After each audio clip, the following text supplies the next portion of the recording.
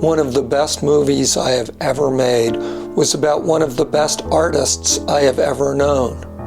Judith Schaechter shared with me her process, history, and the intricacies of her fascinating mind.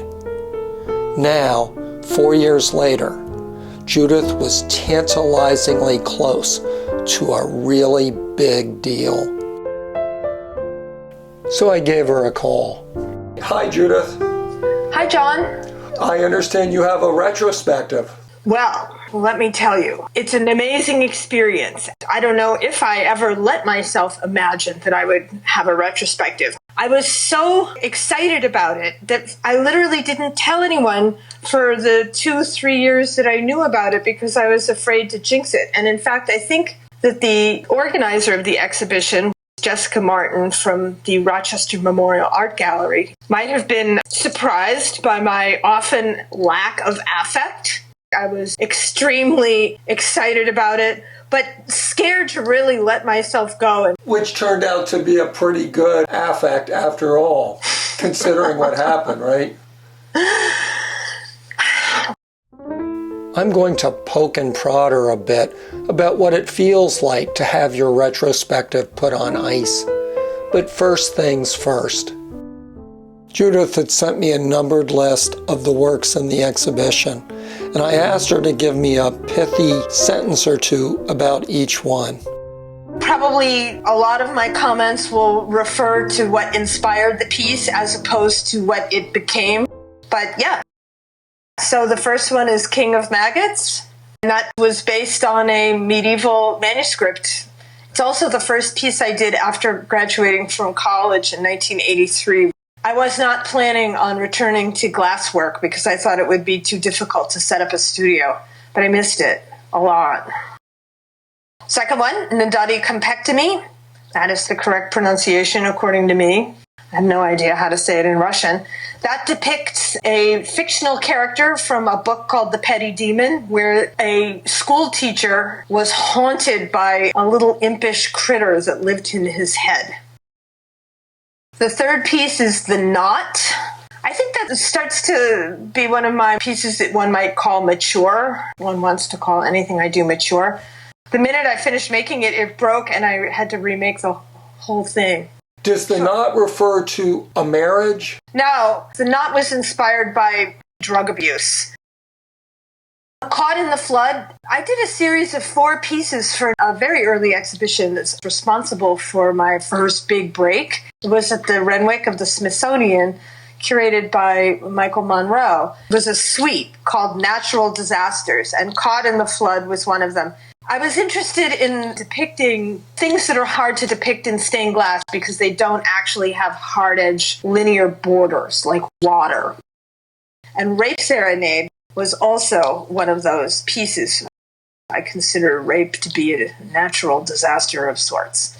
I used to read a lot of true crime, and I also was inspired by that ghastly Stephen King book, It, which is about a clown that lives in the sewer.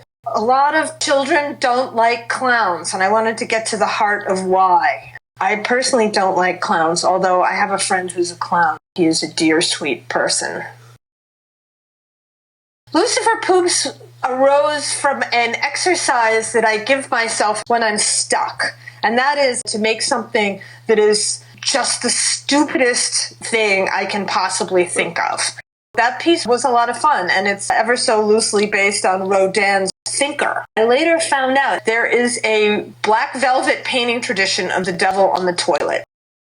Now, Murder and Child was definitely based on true crime books that I was reading. I was briefly a book reviewer for the Welcome Mat. They had given me an encyclopedia of female serial killers to review. Female serial killers tend to kill children in their care or their nurses who kill their patients. That was the inspiration for that piece. Also Anselm Kiefer. Because he did all these paintings of wood grain. Jazz Funeral for Dee Dee was to commemorate the death of my cat Dee Dee, who died of fatty liver. Virtue Triumphs was sort of a commission for a record jacket. It was based on the Bronzino painting Allegory of Time and Love, which I dislike intensely. The title of the record was Virtue Triumphs When the Devil Sleeps, and the artist is a musician named Andy Preboy. I just sought to illustrate the devil waking up in 3 separate scenes. Should you fold the triptych shut, the devil's private parts would not be visible so that you could get away without a parental warning on your record jacket. However, when you unfold it, it would be very dirty. Self-portrait? Self-portrait is a rare instance of a vision coming to me fully formed that I then made a picture of. I've trampled a million flowers. I was writing music for a while, and I wrote a song called I've Trampled a Million Flowers, the theme of which was I just couldn't seem to get along with a partner. And I was taking responsibility. These kindly gentlemen were dating me, and I was rejecting them all. Still life with bank robber, I do not remember. It certainly posed a huge technical challenge to create that floor in separate pieces of glass. Whenever there's some sort of artistic forbidden fruit, technique for its own sake is pretty much vilified in the arts. It's even more vilified in the crafts because it's the very thing that has given craft its bad name. Therefore, every now and then I have to go right there and pursue it with a dogged determination. Slut of the Year was inspired by a friend of mine who was a male, but I turned it into a female character, sort of about degradation and wretchedness. Patron Saint of Circus, Apes Day Parade. There's a title. That is also a lyric by the same artist, Andy Preboy, who did a song about Elvis. There is a line in it that says, "Make him patron saint of circus apes, jumping through the hoops." That was the very first project I ever did utilizing a computer and Photoshop to make a collage with different elements. Autobiography. I was invited to be at an exhibition of self-portraits, and I thought I was just going to cheat and send in any one of my pieces because ostensibly I could get away with calling them self-portraits. However, that was cheating, so I decided to do a self-portrait where every single thing in it was a lie. The middle panel may or may not actually be a lie, since it just depicts a little devil girl thinking. Child Bride. You know, My Sweet Lord by George Harrison. He got sued for plagiarism for that song. Anyway, my friend Susan Hagen, the woodcarver, had done a girl vomiting flowers. And I swear, Your Honor, I don't think I would have felt okay about creating that piece had I remembered that fact. And Susan's piece, of course, was inspired by the Green Man, the Celtic character who vomits foliage. I will also say I got married around that time, so read what you will into it. The Battle of Carnival and Lent is much, much later. That was done for Eastern State Penitentiary as an attempt to create something that looked like a prison riot, or maybe it was based on the Bruegel painting, The Battle of Carnival and Lent. It has something to do in my mind with impulse control and why one might end up in prison. Let's take a little break. Not that it's deserving of prison exactly, but if you've been hearing occasional scratchy noises when Judith talks, it's not my fault. What it is the chair, and I have to sit stock still because the chair is an old wooden chair that creaks. Okay. Though shut down for now, Judith's show was on view for a short while at its first venue, the Memorial Art Gallery in Rochester.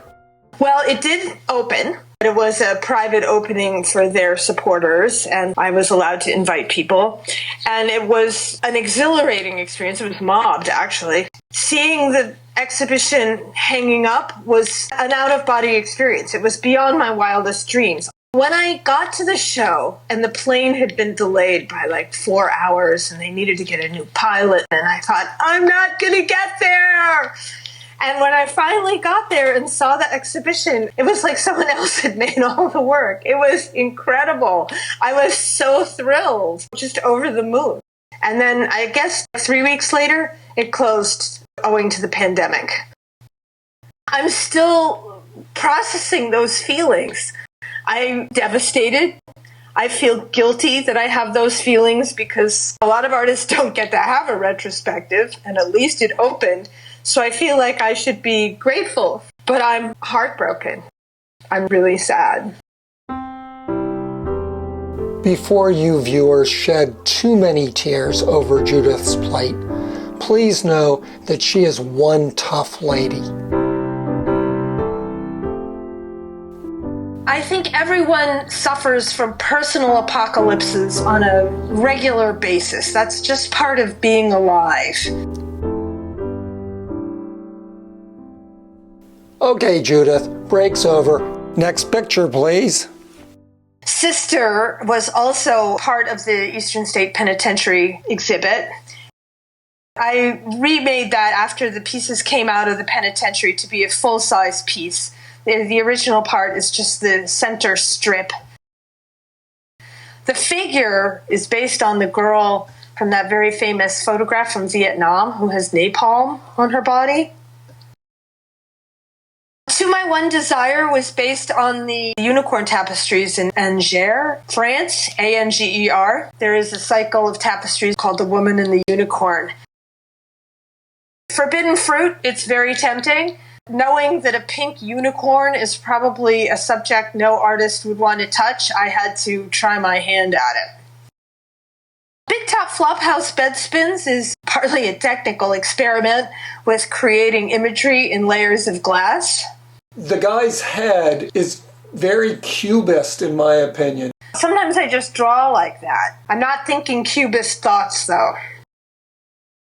A Ship on Her Shoulder had a long, strange, twisted genesis. There used to be in Juxtapose magazine a reprint of the art test from 50s comic books where they gave you a choice of drawing a bird or a pirate. I did one of a pirate. I didn't ever send it in. Then I eventually turned it into a female character and put a ship on her shoulder, and it became an allegory of whatever you want it to be an allegory of. Exquisite Corpse was an attempt to deal with the figure in a new way.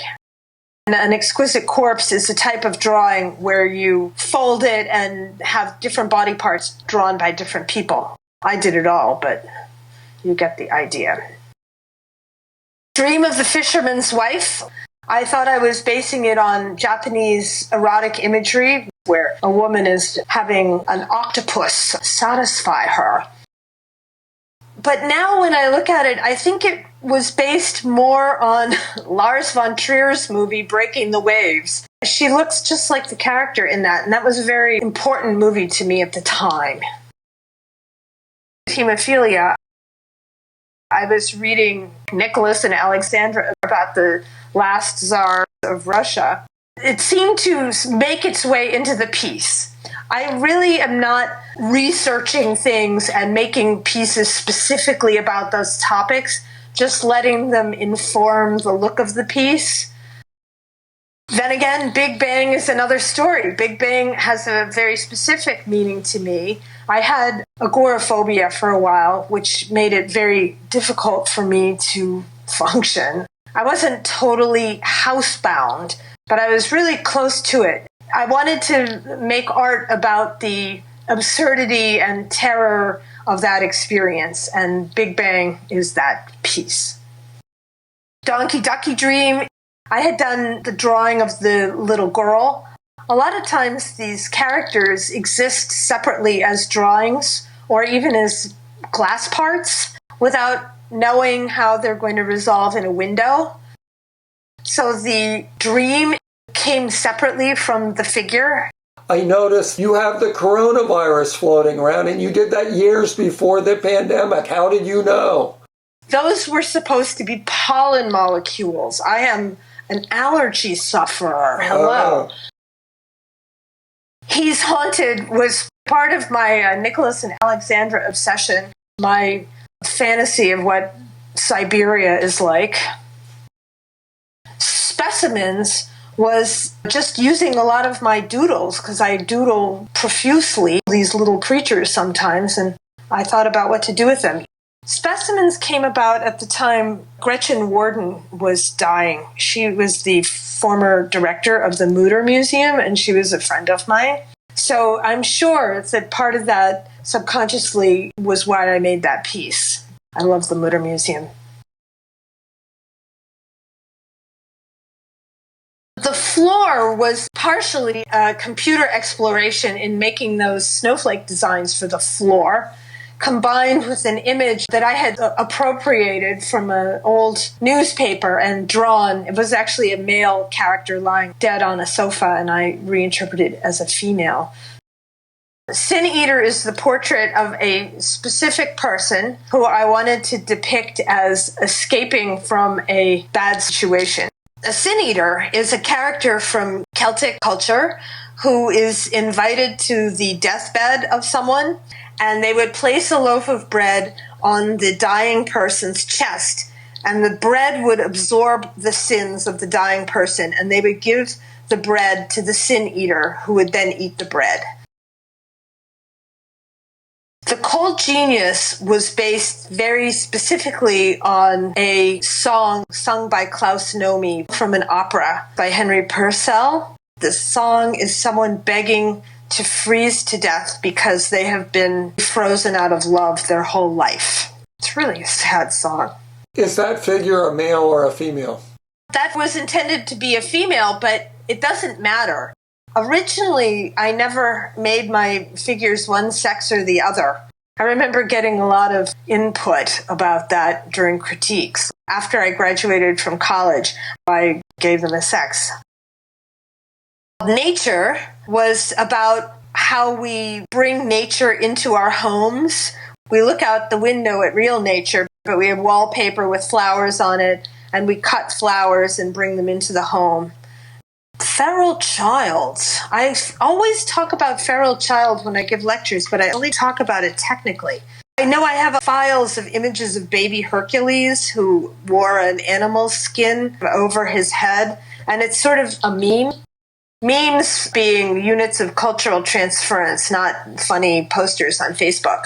I'm interested in things that could be called memes or cliches that get recycled through the culture because I think that they're important to people, and I want to do my own interpretation. A very brief interruption. Feral Child is one of my all-time favorites, but I noticed that there were some other pieces that I really love that did not make their way into this show. Why? A retrospective is not an exhibition of one's greatest hits, which is how I had imagined it. But there are a lot of issues of availability and things like that. Fun fact, Judith's work is in the collection of places like the Metropolitan Museum in New York, the Victoria and Albert Museum in London, and the Hermitage in Russia. Okay, back to work, Judith. A play about snakes. Snakes represent to me a really interesting design motif. I became very obsessed with that pattern of entwining snakes, endless repeat design, so I've had it printed on fabric and the back of my Twitter feed. Snakes are beautiful. But also snakes resonate with people in a very negative way. And as an animal lover, I would like to rehabilitate the reputation of a snake. Not that I think this piece is going to do it. You Are Here was about when I met my partner. I had the experience of sitting underneath one of those giant wind turbines. And it was a cosmic experience. Widow, on the other hand, it's about wondering where someone who's missing is. It's also based on the same newspaper that The Floor was based on. It's this French tabloid from World War I, and they had the most incredible illustrations on the cover. And one of them was the widows of the World War I sea captains throwing wreaths into the water, and I thought it was beautiful. Agnes Day, attempt to make a little girl look like a thawed butterball turkey on top of a table. I don't know. I saw it somewhere. I don't have anything intelligent to say about that one. The chandelier was a technical experiment in trying to do a color separation with sandblasting. New Ghost. It's a piece I'm very fond of, but it would be difficult for me to come up with some significance for it, other than it is what it is, like a ghost rising to the heavens. The city is Berlin. That does not have any particular significance. That image was chosen because it was the largest JPEG of a city at night that I could find that was interesting looking. The girl herself looks like a depiction of a constellation. I did the piece years ago, John, and no one has ever suggested that to me, but I love it. Huh. That's perfect. Horse accident. Oh my goodness. That piece was so hard. I made the figure in glass, and I loved her. And I wanted to do her justice by creating a wonderful piece around her. And I had her in a Tupperware container for 5-6 years and would work in Photoshop to come up with resolutions. I didn't know where she was. She looked like she'd fallen. But beyond that, I tried thousands of images to resolve her. Finally decided she had fallen off a horse into this crazy garden, and the horse is being spooked by a wolf. But that one did not come easy. Three-tiered Cosmos and the Life Ecstatic have the same figure in them. The Life Ecstatic is a relatively recent piece, and I had engraved that figure into blue glass, and it was, I thought, the best engraving I've ever done. And I didn't want to do anything to harm that engraving, but I wanted the figure for this piece that I had in mind called Three-Tiered Cosmos. And that figure, in order for me to realize it the way I was imagining, had to be in full color. So I engraved her a second time in full color. And Three-Tiered Cosmos was based on cosmologies of cultures all over the world and at all different times that have imagined the universe to be an underworld, an actual world, and a heavenly world. But then I had that blue figure and I didn't know what to do with it. So I rotated her on her side so that she was vertical and somehow thought to stick her in the Google Map pin, which I didn't realize it was the Google Map pin. To me, it was an upside-down teardrop.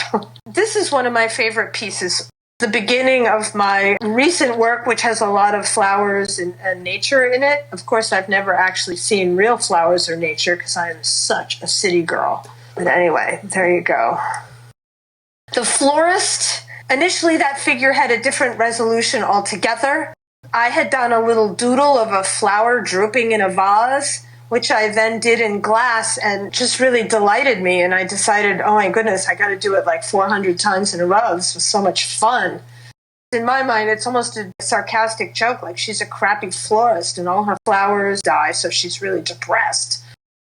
Both Beached Whale and Immigration Policy are also very recent works, and they are post-Trump pieces. When Trump was elected, it threw a lot of artists into a conundrum. I felt like my artwork started to read as indulgent, but I don't believe in political propaganda as a suitable approach to art making. So I wanted to make art about something that matters to me, which is climate destruction. I wanted it to be beautiful, and I wanted it to indict the human race for their crimes. And I wanted it to evoke sympathy for animals. That piece, it's called Immigration Policy, but it ultimately became about habitat destruction to me. And a friend of mine who's a dog lover said, "How could you do this to that dog?" I noticed all of a sudden those little red triangles. That is actually a sneaky thing stained glass artists do to be interesting. The Birth of Eve, that's the piece that's at the very front of the exhibition. It would be hard to talk about the inspiration because it kind of happened in a flash, like during the drawing process. Alrighty, we have now finished going through the show's objects. So now, let's hit some hot buttons. And in honor of the birth of Eve, we might as well start with religion. You're using a medium that has its roots in Christianity. Some of your images are funny, not particularly devout. Do Christians give you some feedback? Yes. Christians, Jews, I don't know if Muslims have given me feedback or not. I think they don't like that it appears that I've taken liberties with Christian iconography, although it's just my iconography. I was the product of a mixed marriage. My mother was Episcopalian, my father was Jewish. I was raised by two parents who were adamantly atheist. I did not have any preconceptions about religion. I didn't have anything to rebel against in terms of religion. A lot of stained glass artisans can be Christians for obvious reasons, and they can be more conservative. The stained glass trade magazines, there's two of them, and they've both had me on their cover.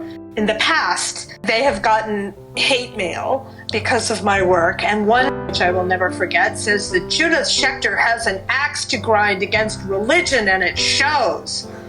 And I thought, I have no axe to grind against religion because I've never had it. It always seemed kind of awesome to be able to pray if you were depressed, because I just had to sit there in my own poopy diaper.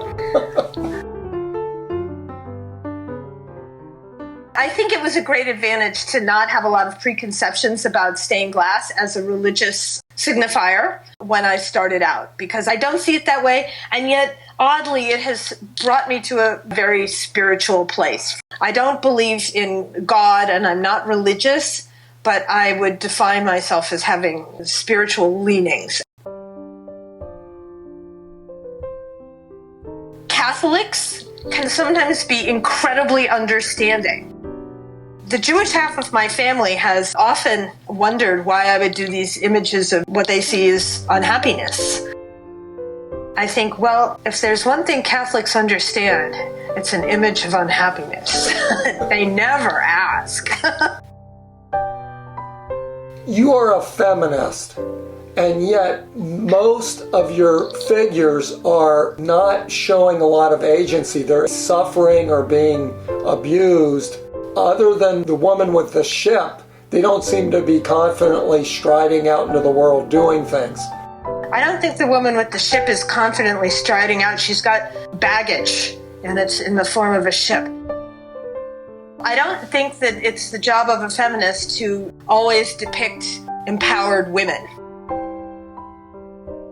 I'm depicting proxies for myself that I think other people, maybe women, maybe men, can relate to.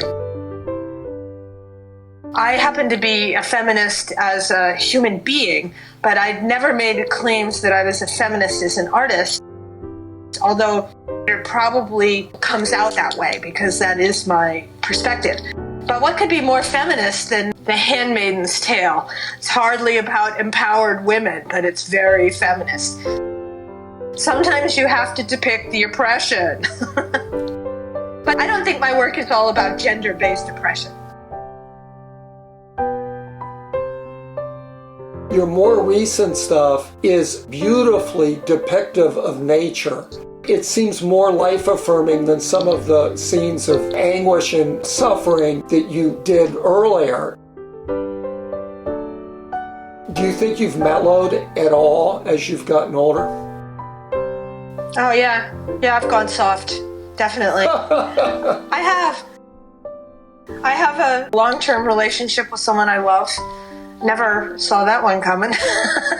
That person has contributed to the mellowing out. I think life is beautiful. Ah, what a perfect, uplifting way to end this movie. We can just stop thinking about the pandemic. What do you say, Judith? No! I find my work strangely coronavirus relevant, even though it was all made before the pandemic. I think because of my own struggles with intimacy, I was always much more comfortable just drawing one isolated person. Almost always attention is called to their isolation. They're not by themselves by mistake. They live in a universe of one. I really got resentful of people posting an artist before the pandemic and an artist during the pandemic, and it's the same picture of an artist happily working in their studio. I haven't been able to concentrate on my work. I'm worried. I'm worried about my family. I'm worried about my loved ones. I'm worried about my partner. I'm worried about the future. I'm wondering what will happen to the art world. What will happen to methods of distribution? Will this kill galleries forever? What will happen to the subject matter of art? Will people be craving consolatory images more, or will they go back to wanting angry images? I don't think those changes are permanent, but all of that stuff makes it really hard to work in my studio, even though it's not in some ways different than before. But it's totally different than before. Darn it, I guess I'm going soft too. It turns out this video is going to have a happy ending after all. On a Facebook live stream tonight, Jessica Martin, the curator, announced that the Memorial Art Gallery is going to extend Judith's show into September. Plus, she's back to work on a dazzling new piece. So I guess when God closes a door, He opens a stained glass window.